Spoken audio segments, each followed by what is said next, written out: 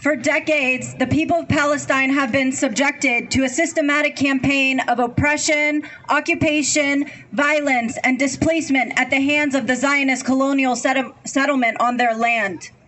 But today marks 6 months of relentless, ongoing, and what feels like never-ending brutality in Gaza that has escalated to unprecedented levels. 6 months of bombardment, 6 months of starvation, animals that have been abandoned by their owners because they were either displaced or bombed, starving because the people of Gaza are eating their grass and bird feed. A dystopian reality where both animal and man struggle for the same sustenance essential for survival. 6 months of forced evictions, 6 months of displacement, witnessing the tetas migrate on foot, mothers dragging their babies behind them, brothers carrying baby sisters, nothing with them except the weight of their hopes, resilience, and the clothes on their backs. 6 months of merciless oppression, 6 months of agonizing headlines, unfathomable recounts of heinous crimes. What is there really left to say? It took 6 months for all of this destruction to take place, but will take over 90 years to rebuild and reverse the damage. 6 months of ethnic cleansing on Palestine. Now, all of a sudden, 7 white people are killed, and we hear outcry from the entire world. Yay! Stop sending weapons to Israel. Stop sending aid to Israel. Stop funding Israel. We've been screaming that to the masses for 6 months and 75 years. Yes. The World Central Kitchen was in Gaza because the funding to UNRWA was suspended for supporting terrorist activity. Apparently, feeding starving children is terrorism now. Yay! The World Central Kitchen put their logo on top of their cars specifically so not to be targeted by the IDF. Despite the fact that the Israeli military had their coordinates and communicated their movements, now the world condemns Israel. Where were they? Where were they 26 hospitals ago? Where were they when the Palestinian children were shot for collecting rainwater? Where were they when the men were shot for collecting flour or shot for walking in the street and being Palestinian? Where were they when the NICU infants were dying in their incubators because there was no electricity or being operated on a filthy hospital floor with no anesthesia? Where were they 33,000 deaths ago? Nowhere. Why did the lives of those 33,000 for 6 hellish months not elicit the same fury as these 7 people?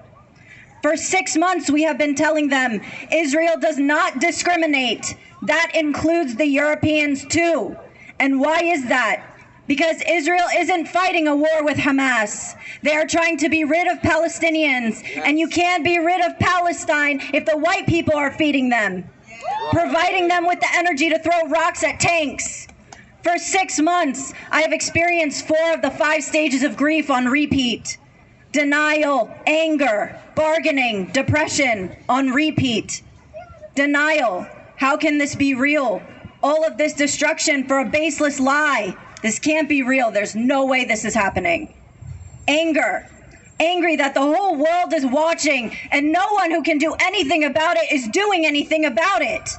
Angry that the people in Gaza are starving to death and Americans can't boycott Starbucks. Yay! Bargaining. What if they succeed? What if they never stop till Palestine is gone? What if I just look away? What if I was a here Palestinian instead of a there Palestinian? Depression. Stuck. Drowning in the survivor's guilt, in the helplessness, the anguish, and the misery.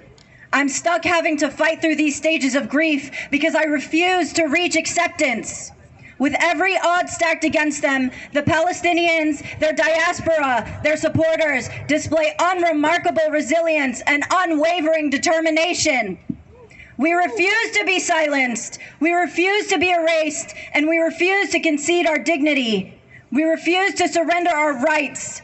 We demand justice, justice for our people, accountability for the war criminals, and we demand an end to the genocide in Palestine. We stand with Palestine today, tomorrow, and forever until we see justice and liberation prevail over the land. Because it's not the violence that sets man apart. It's the distance they're willing to go. And the only way to deal with an unjust world is to be so absolutely free that your mere existence is an act of rebellion. You can kill us, but you can never kill what we all stand for. Because fire catches when we are the ones fanning the flames of revolution. Who is the revolution? We are the revolution. Louder. Who is the revolution? We are the revolution. Thank you.